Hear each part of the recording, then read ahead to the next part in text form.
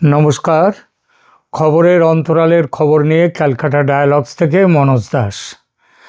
আজ নিয়ে 3 দিন হলো ভেনেজুয়েলার প্রেসিডেন্ট নিকোলাস মাদুরো এবং তার স্ত্রীকে কিডন্যাপ করে নিয়ে গেছে আমেরিকা। এই ঘটনার প্রতিবাদ করেছে সারা বিশ্বের বহু দেশ। এর মধ্যে কিছু দেশের সমালোচনা রীতিমতো কড়া, যেমন রাশিয়া ও চীন। রাশিয়া বলেছে এই ঘটনা একটি সার্বভৌম দেশের ওপর অমার্জনীয় আক্রমণ। একই রকম কড়া প্রতিক্রিয়া চীনেরও। এরা ছাড়াও আরও বেশ কিছু দেশ যারা এই মুহূর্তে পারমাণবিক ক্ষমতা অর্জন করেনি, সেই পারমাণবিক অস্ত্র যাদের হাতে নেই, সেই সব দেশগুলোর মধ্যে Brazil, Colombia, Mexico, Spain, Uruguay, Chile, এরা একটি জয়েন্ট স্টেটমেন্ট জারি করে এই ঘটনার তীব্র নিন্দা করেছে। তারা বলেছে it can constitute an extremely dangerous precedent for peace and regional security and endanger the civilian population। অর্থাৎ এই ঘটনা যেটা করেছে আমেরিকা, এটা একটা ডেঞ্জারাস, ভয়ঙ্কর একটা ঘটনার শুরু করে দিল, প্রেসিডেন্ট হলো, এবং সারা পৃথিবীর এবং এই অঞ্চলের তো বটেই, সারা পৃথিবীর নিরাপত্তাকে একটা বিপদের মুখে ফেলে দিল। কড়া প্রতিবাদ জানিয়েছে দক্ষিণ আফ্রিকা সমেত পৃথিবীর বহু দেশ। কেবল ইউরোপের দেশগুলো তারা ধরি মাছ না ছুঁই পানি করে প্রতিক্রিয়া দিয়েছে। বাংলাদেশও একটা প্রতিক্রিয়া দিয়েছে, কিন্তু সেটাও এমনভাবে যাতে কিছুই পরিষ্কার হয় না। এবং পাকিস্তান এখনও পর্যন্ত সরকারিভাবে এর জন্যে কোনো কিছু বলেনি। কিন্তু এসব সত্ত্বেও অবাক করেছে সেটা হচ্ছে ভারতের প্রতিক্রিয়া। ভারতের প্রতিক্রিয়ার ভাষ্যটা ঠিক কী সেটা একটু দেখি। প্রথমে ভারতের পররাষ্ট্র মন্ত্রণালয়ের মানে যেটা মিনিস্ট্রি অফ এক্সটার্নাল অ্যাফেয়ার্স, তাদের আনুষ্ঠানিক মূল ভাষ্য বেশ দেরিতে এলো। এবং সেই দেরিতে মানে সেটা 3 তারিখে ঘটনা ঘটেছে, 5 তারিখে ভারতের ভাষ্য এসছে, বিবৃতি এসছে। এবং এই বিবৃতি আবার মাত্র 3টি লাইনে দাঁড়িয়ে আছে। কি বলা হয়েছে সেখানে? সাধারণভাবে যেটা বলা হয়েছে, recent developments in Venezuela are a matter of deep concern. We are closely monitoring the evolving situation.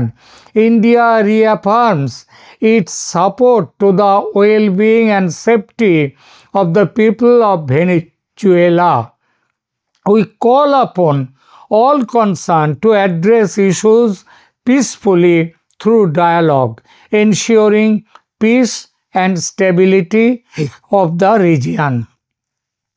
অতিরিক্তভাবে এর বাইরে ministry of external affairs Bharat সরকারের তারা জানিয়েছে যে কারাকাসে অর্থাৎ ভেনেজুয়েলার রাজধানীতে ভারতের দূতাবাস ভারতীয় সম্প্রদায়ের সাথে যোগাযোগ রাখছে এবং সহায়তা দিচ্ছে।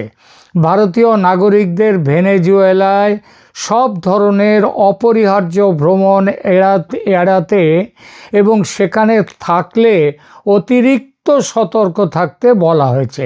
আচ্ছা, এই বিবৃতিতে ভারত এত বড় ঘটনাকে কন্ডেম বা নিন্দা করছে এমন কথা কি কোথাও দেখতে পেলেন? আশা করি কোথাও সেই কথাটা নেই।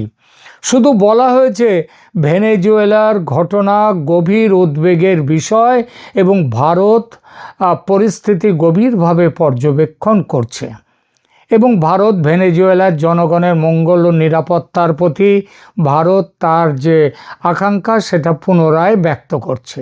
এর মধ্যে কোথাও নিন্দার ভাষা নেই। প্রশ্ন উঠেছে কেন এই অবস্থান ভারত সরকারের?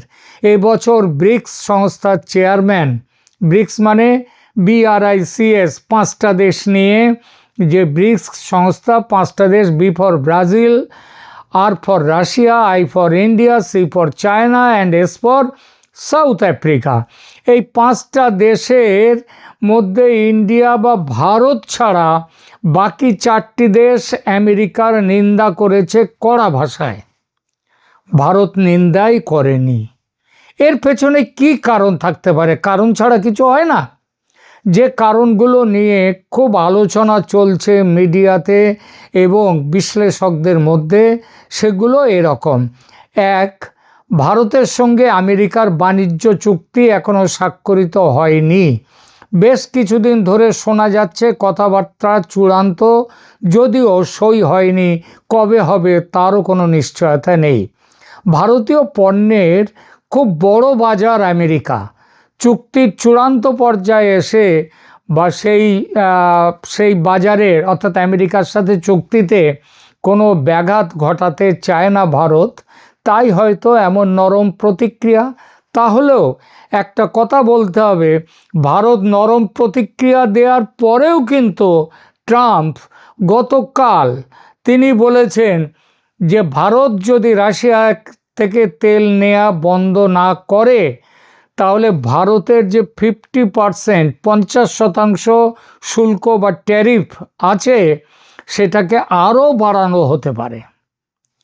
চীনের ক্ষেত্রে 100% সেটা হতে পারে। সুতরাং ট্রাম্প কিন্তু একটি অদ্ভুত জিনিস, উনি ভারত নরম প্রতিক্রিয়া দিলেও যে ট্রাম্প সেটা গ্রহণ করে ভারতের দিকে কোনো ফুলের তোড়া এগিয়ে দিয়েছে, আদৌ তা নয়। তবুও ভারত নরম প্রতিক্রিয়া দিয়েছে আগে। দ্বিতীয়ত, মোদী সরকার ভয় পেয়েছে, এমন কথাও শোনা যাচ্ছে। ভারতে মোদির মতো, বিজেপির মতো কোনো শক্ত সরকার থাকুক, এটা কোনো দিন আমেরিকা চায় না, চায়নি। ভারত একটা দুর্বল সরকার ক্ষমতায় থাক, এটা যে শুধু ট্রাম্প চান তা নয়, এই চাওয়া ঐতিহ্যগতভাবে আমেরিকার সমস্ত সরকার এই পথ নিয়েছিল। আমেরিকার ক্ষমতা নেই নৈশ অভিযান চালিয়ে মাদুরোর মতো মোদিকে তুলে নিয়ে যাওয়ার।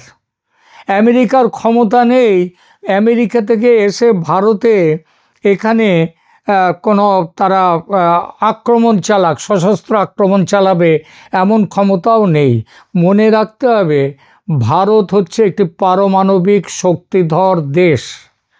সুতরাং আমেরিকার দাদাগিরি চালাতে গেলে আমেরিকাকেও অনেক চিন্তা করতে হবে, এবং সেই রকম পরিস্থিতি এলে সারা বিশ্ব জুড়ে 3য় বিশ্বযুদ্ধ এসে যাবে।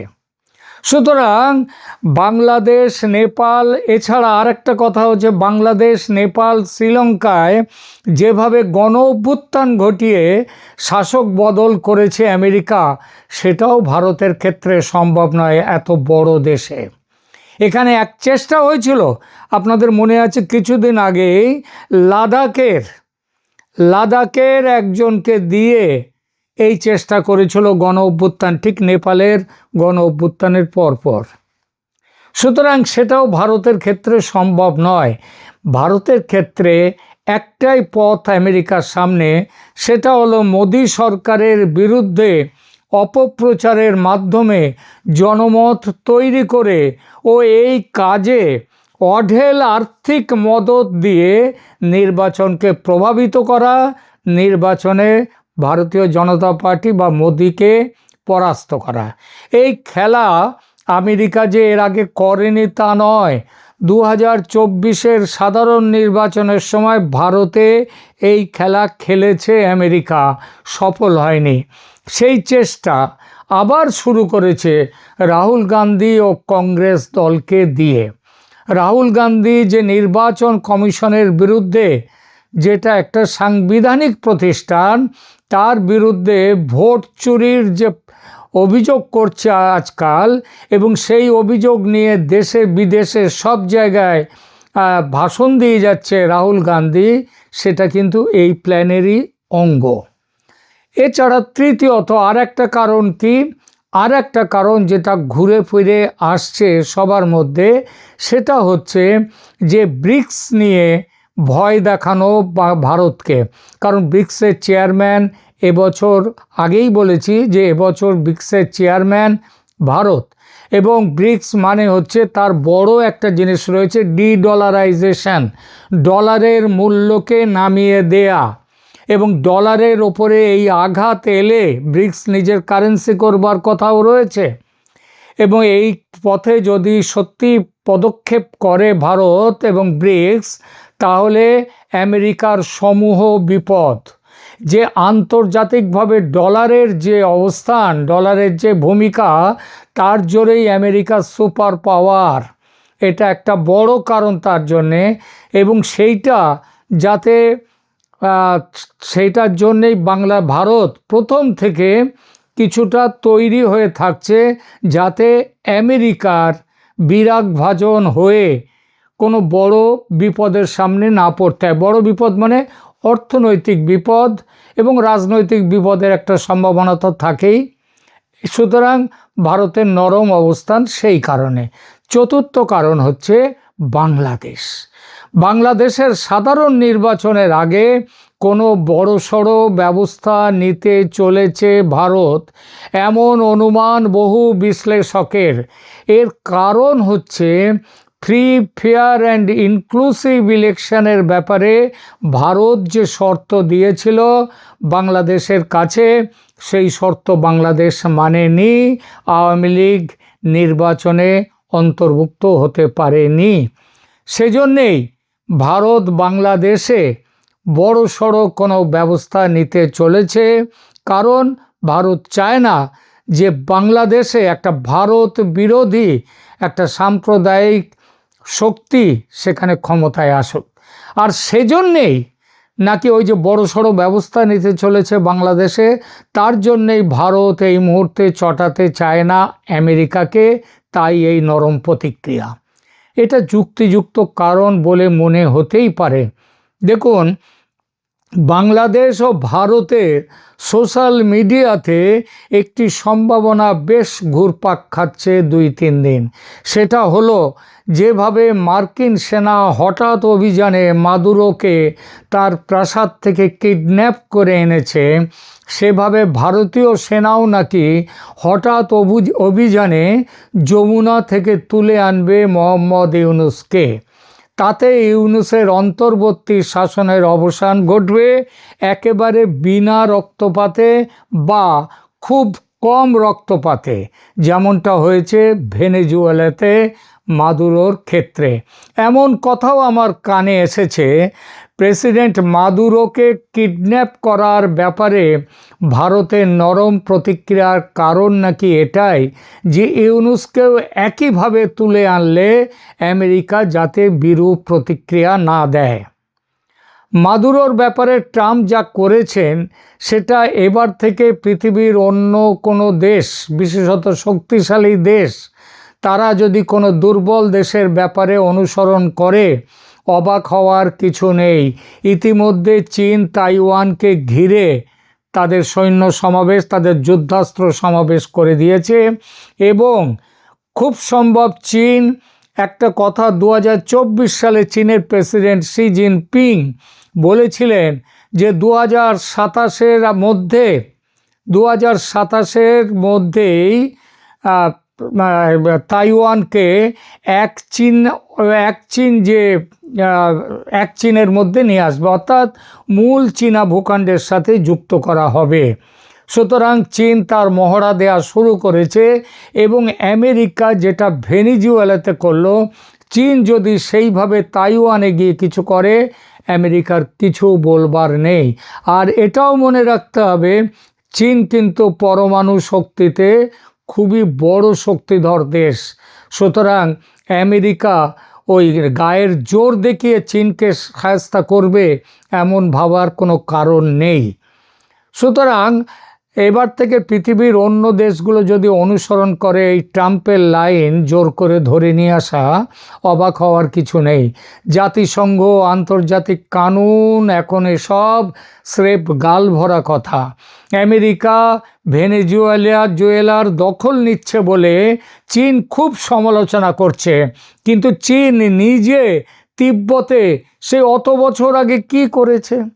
রাশিয়া ইউক্রেনে, হ্যাঁ, রাশিয়ার আক্রমণ করার যথেষ্ট কারণ আছে, কিন্তু ইউক্রেনে তারা আক্রমণ করেছে, এটাই তো হচ্ছে আসল কথা।